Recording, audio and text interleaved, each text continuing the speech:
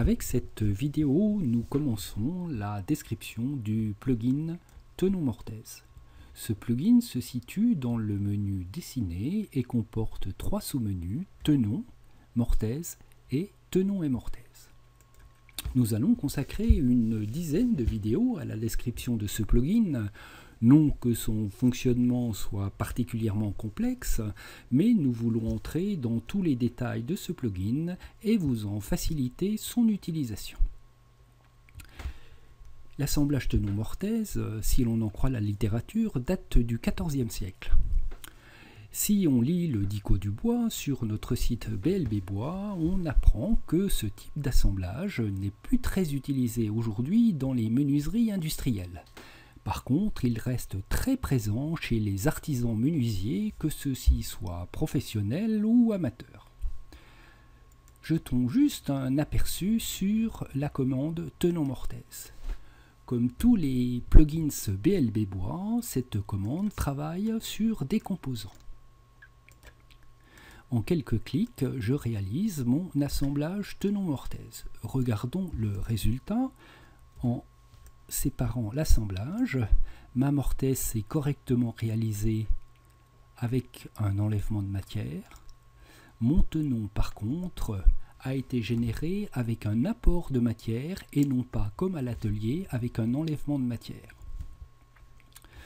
Pourquoi avoir opté pour ce choix? Pour une raison relativement simple. Si je souhaitais faire un enlèvement de matière, j'aurais dû positionner cette pièce comme ceci, cette distance représentant la longueur de mon tenon. Avouez qu'il est plus facile avec les mécanismes d'inférence de SketchUp de positionner les pièces à l'angle et donc de générer notre tenon par rapport de matière plutôt que par enlèvement de matière. Ceci étant compris, vous arriverez facilement à réaliser des tenons mortaises.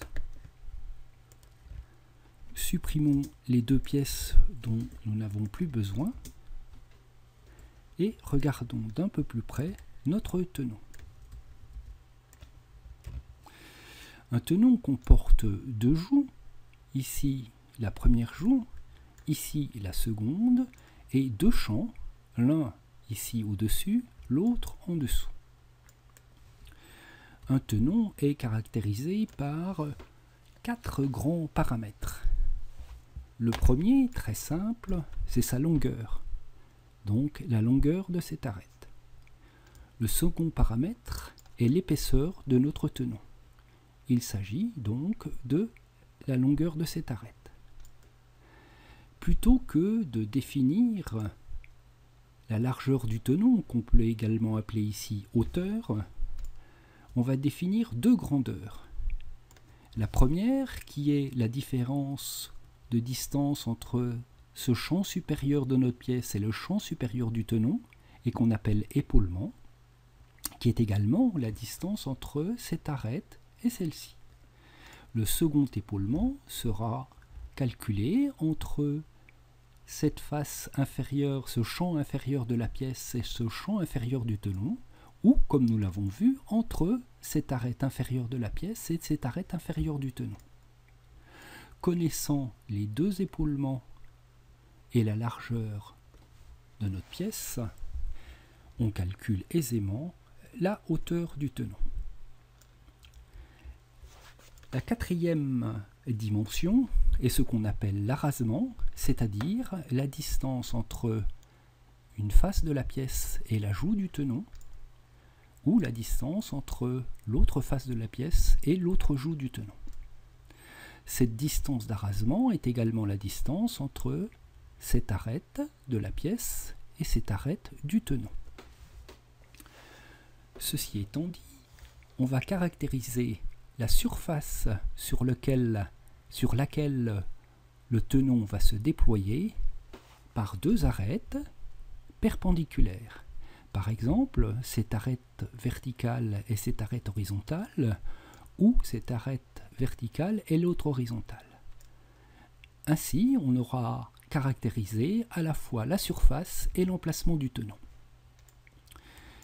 Ceci étant compris, générons un tenon sur l'autre extrémité de la pièce. Je sélectionne le sous-menu tenon. J'indique, comme c'est demandé, un composant à tenonner. Je sélectionne ce composant et on me demande l'arête côté joue. Il peut s'agir de celle-ci ou de celle-ci. Peu importe, choisissons celle-ci. L'arête disparaît, c'est simplement pour éviter de la saisir une seconde fois à la suite d'une fausse manipulation. On demande maintenant d'indiquer l'arête côté épaulement 1. J'ai donc deux possibilités, soit celle-ci, soit celle-ci. Je vais sélectionner cette arête. Un menu apparaît avec un certain nombre de renseignements à donner. Le premier renseignement est l'arasement, c'est-à-dire la distance entre cette arête et la joue du tenon. Je vais la laisser à 8 mm. Nous regarderons une prochaine fois la forme du tenon, l'épaisseur du tenon telle qu'on l'a définie. Ici, il nous est proposé 8 mm, on va garder cette valeur, tout comme la longueur. L'épaulement 1 sera mesuré à partir de l'arête qu'on a indiquée jusqu'au champ du tenon, et l'épaulement 2 fera également 10 mm et sera mesuré en fonction de l'autre arête et le champ inférieur du tenon. En validant donc, j'ai généré mon tenon avec l'arasement ici, la valeur que nous avons donnée, et les deux épaulements, un ici et l'autre là. Voici donc la présentation rapide du tenon. Dans de prochaines vidéos, nous rentrerons dans le détail.